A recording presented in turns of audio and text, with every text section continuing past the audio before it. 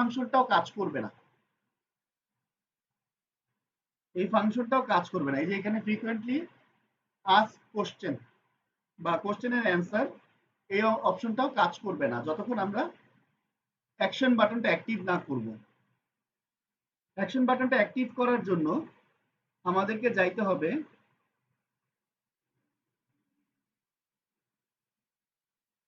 মেসেজিংয়ে তো থাকা কথা।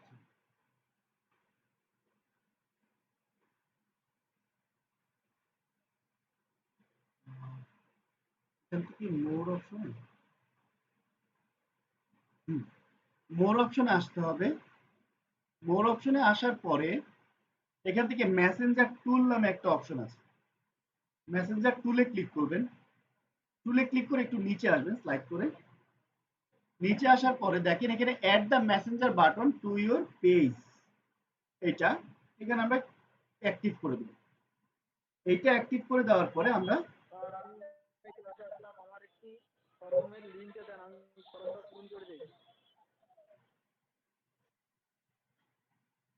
ওকে দেখেন আমরা এখান থেকে মেসেঞ্জার টুলটা অন করলাম। এখন আমরা ব্যাকে যাই, সেটিংসে যাই, মেসেজিং এ যাই, সরি মেসেজিং না, পেজ ইনফোতে যাই।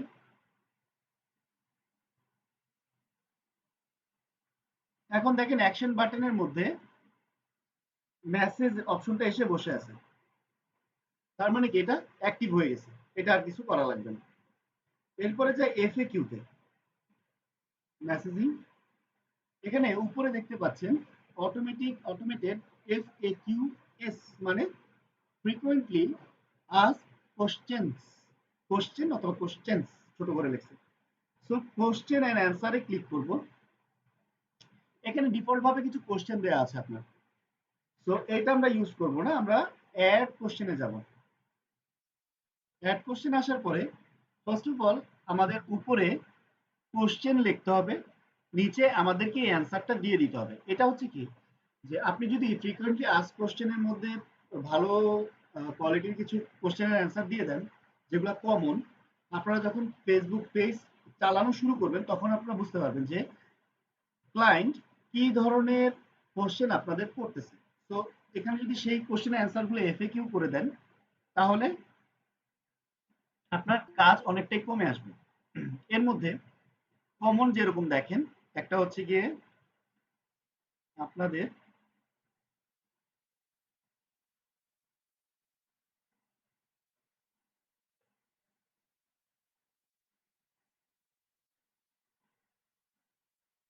Delivery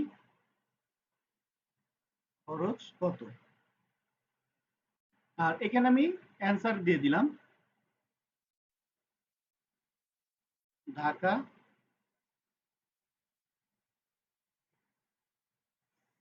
city.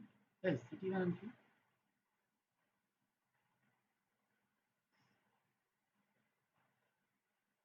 সিটির ভেতরে 60 টাকা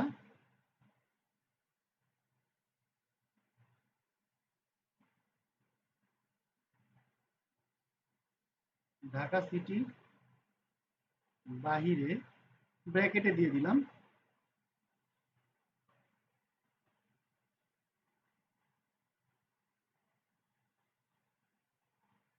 পুরো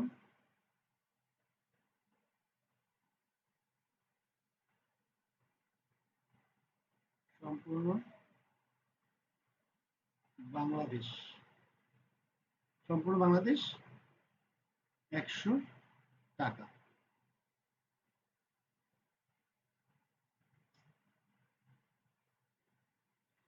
সম্পূর্ণ বাংলাদেশ 100 টাকা। সো এই যে অ্যান্সারটা দিয়ে দিলাম, অ্যান্সারটা দেওয়ার পরে আমরা নিচে থেকে সেভে ক্লিক করব। সেভে ক্লিক করলে দেখবেন কোনো রকম কোনো রেসপন্স নাই। সেভে কিন্তু আমি ক্লিক করছি, কোনো রেসপন্স নাই। এর এর জন্য হয় কি অনেকে বারবার সেভ করতেই থাকে, যতবার সেভে ক্লিক করবে ততবার এটা সেভ হতে থাকবে। সো একবার সেভে ক্লিক করে ব্যাকে যান, ব্যাকে যে জাস্ট এটাকে একবার ব্যাকে যে আবার এটার ভিতরে ঢুকেন, দেখেন চলে আসছে, দেখছেন। সো আপনি এরপরে নিচে থেকে আরো কোশ্চেন অ্যাড করতে পারবেন।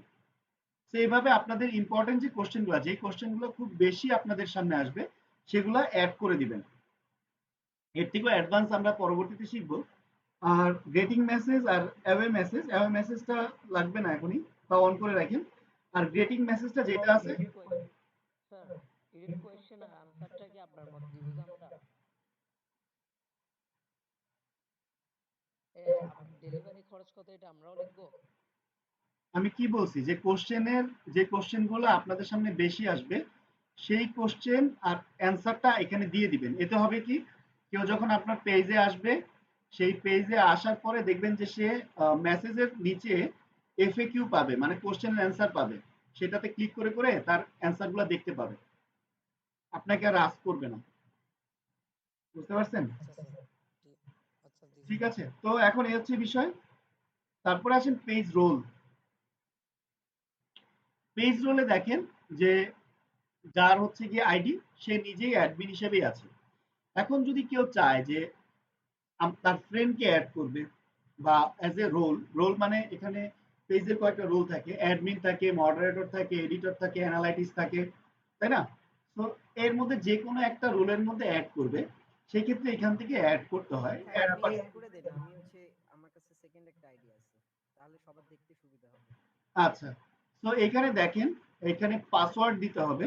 তো পাসওয়ার্ডটা আমি মিউট করে তারপরে দিচ্ছি। সো এখন দেখেন এটা পাসওয়ার্ডটা দেওয়ার পরে এরকম আসবে। এখন এইখানে আপনার যেই ফ্রেন্ডকে আপনি কানেক্ট করতে চাচ্ছেন সেই ফ্রেন্ডের নাম লিখতে হবে, আর অবশ্যই আপনার ফ্রেন্ড লিস্টে থাকতে হবে। তো হামদান, আপনার কোন আইডিটা আছে? স্যার পাসওয়ার্ডের লাস্টেরটা দিয়ে দেন।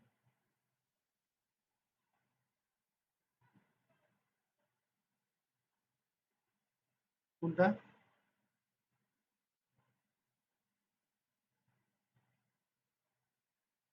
কোনটা হামদান? তোমরা কি দেখতেছ না নাকি? কথা কি শুনতে পাচ্ছেন আমার? সরি স্যার স্যার, দিছি তো। মাইক্রোফোন বন্ধ করে কথা বলতেছি এতক্ষণ। স্যার আয়ের জায়গায় ই দেন, এইচ এর পর প্রথমটা দিয়ে দেন। আচ্ছা, ওনার ফ্রেন্ড লিস্টে অ্যাড আছে, সো আমি এখানে ক্লিক করলাম। এখন উনি অ্যাকচুয়ালি কোনটা দিবেন, admin, editor, moderator, advertiser, analyst, কোনটা দিবেন? স্যার আগে সবাইকে বলে দেন যে কোনটা আসলে কি কি কাজ করে। না, বলতে বলি নাই, বলছি কোনটা দিবেন ওনাকে, রোল হিসেবে কোনটা দিবেন। আচ্ছা, তাহলে সে হচ্ছে মডারেটর হিসেবে কাজ করবে। সে মডারেটর হিসেবে কাজ করবে, সো মডারেটরে ক্লিক করলাম, ক্লিক করে অ্যাডে দিলাম। অ্যাডে দেওয়ার পরে দেখেন এখানে অ্যাজ এ মডারেটর এটা কি আছে, পেন্ডিং আছে। ওকে, পেন্ডিং অবস্থায় আছে। এখন সে এইটা কোথায় পাবে? এই যে ঐশী বিশ্বাস, উনি যে আছে, উনি এই রিকোয়েস্টটা অ্যাকচুয়ালি পাবে হচ্ছে ওনার এই যে ইনভাইটেশন, নোটিফিকেশনেও যাবে, ইনভাইটেশনের মধ্যেও উনি পেয়ে যাবেন, রাইট? তো এ হচ্ছে কি বিষয়। আমাদের পেজটা পেয়ে গেল।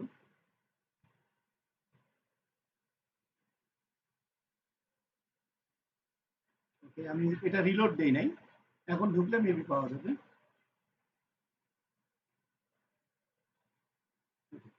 রিলোড না দিলে এটা আসবে না, ফেসবুকের সফটওয়্যারের এই সিস্টেম। সো রোল বুঝলাম, পডকাস্ট লাগবে না। ইনস্টাগ্রাম, ইনস্টাগ্রাম অ্যাকাউন্ট যদি কেউ কানেক্ট করতে চান, সেই ক্ষেত্রে আপনার বিজনেস অ্যাকাউন্ট কানেক্ট করতে হবে। আর বাকিটা তেমন একটা নিজের না। এরপরে আসেন হচ্ছে মোর। মোরে এখন নিউজ ফিড, ইনসাইটস, এটা নিয়ে আমরা পরে কথা বলবো। ইভেন্ট, কেউ যদি ইভেন্ট ক্রিয়েট করতে চায় তাহলে ইভেন্ট ক্রিয়েট করতে হবে। এখন ইভেন্টটা অ্যাকচুয়ালি কি জিনিস? ইভেন্ট হচ্ছে যে আপনার পেজে হিউজ পরিমাণ ট্রাফিক আছে। এখন সেই ট্রাফিককে হয়তোবা আপনি আপনার পেজের তরফ থেকে কোনো একটা মেলা বা কনসার্ট বা কোনো একটা প্রোগ্রাম অ্যারেঞ্জ করলেন, সেই ক্ষেত্রে আপনি ইভেন্ট ক্রিয়েট করে তাদেরকে ইনভাইট করতে পারবেন। ঠিক আছে? ইনভাইট করতে পারবেন, টিকেট লিঙ্ক দিতে পারবেন, সবই করতে পারবেন এখানে। গ্রুপ, আপনি চান এখানে একটা গ্রুপ ক্রিয়েট করতে। গ্রুপটা ক্লিক করলে কি হবে? আপনার যখন ট্রাফিক থাকবে, ধরেন আপনার এখানে বেশ কয়েকটা ক্যাটাগরির প্রোডাক্ট আছে, ইলেকট্রনিক্স, হেলথ, বিউটি, সব ধরনের প্রোডাক্ট আছে। সো আপনি যখন পেজ চালাবেন তখন বুঝবেন যে আপনার পেজের যারা ট্রাফিক আছে তারা অ্যাকচুয়ালি কে কোন ধরনের টেস্ট নিয়ে আসছে, মানে কে ইলেকট্রনিক্সের দিকে বেশি ঝুঁকতেছে, কে হচ্ছে গিয়ে তার বিউটি প্রোডাক্ট নিয়ে আগ্রহ বেশি বা কিনতে চায়। সো এরকম ক্যাটাগরি ওয়াইজ আলাদা আলাদা গ্রুপ ক্রিয়েট করে সবাইকে যদি আলাদা আলাদা গ্রুপে কানেক্ট করে দেন, তাহলে দেখা যাবে যে আপনার সেলটা ইনক্রিজ করতে পারে। যেমন যে পেজের মধ্যে কোনো পোস্ট ক্রিয়েট করলে সেটার কোনো নোটিফিকেশন আপনার ট্রাফিকের কাছে যাবে না, কিন্তু গ্রুপে যদি আপনি কোনো পোস্ট করেন সেই ক্ষেত্রে সেটার একটা ইনস্ট্যান্ট নোটিফিকেশন আপনার ট্রাফিকের কাছে চলে যাবে। এতে এঙ্গেজমেন্টটা খুব ভালো আসে। শপ, শপের বিষয়টা আমরা নেক্সট ক্লাসে দেখব। অফার, বিভিন্ন রকম অফার ক্রিয়েট করতে পারবেন, লাগবে না এইসব ম্যানেজার, লাগবে না টুলস, লাগবে এগুলো আসলে এবার পরে দেখবো, এখনই না। নোটিফিকেশন শেয়ার, এখানে আমাদের পেজ ইনফো, পেজ সবকিছু এখানে দেওয়া আছে। কাউকে যদি আপনি ইনভাইট করতে চান তাহলে ইনভাইট ফ্রেন্ডস এখান থেকে আপনি ইনভাইট করতে পারবেন। এখানে কপি পেজ লিঙ্কে ক্লিক করলে এখন কাউকে যদি আমি পেজ লিঙ্ক, এখন আমি কাউকে যদি এই পেজ লিঙ্কটা কপি করি, পেস্ট করে দিয়ে দিই, তাহলে সে লিঙ্কে ক্লিক করলে এই পেজে চলে আসবে। আর এটা হচ্ছে কি শেয়ার পেজের অপশন। ফাইন, এখানে ক্রিয়েট অ্যাকশন বাটনে কিছুই আসে নাই, কারণ কি আমরা এটাকে রিলোড দিইনি। রিলোড দিলে দেখেন গেট মেসেজ নামে একটা অপশন চলে আসছে। এখন most important, create page, create page, create page user name. এখানে আপনার এখন একটা ইউজার নেম তৈরি করতে হবে। আমি আগে ইউজার নেমটা তৈরি করি, তারপরে এটা ব্রিফ দিচ্ছি। ইউজার নেমে ক্লিক করলে উপরে আপনাকে ইউজার নেম লিখতে বলবে। এখানে আপনি যে ইউজার নেমটা লিখবেন সেটা আপনার ইউনিক একটা নেম হয়ে যাবে, যেমন আমাদের সব বিডি,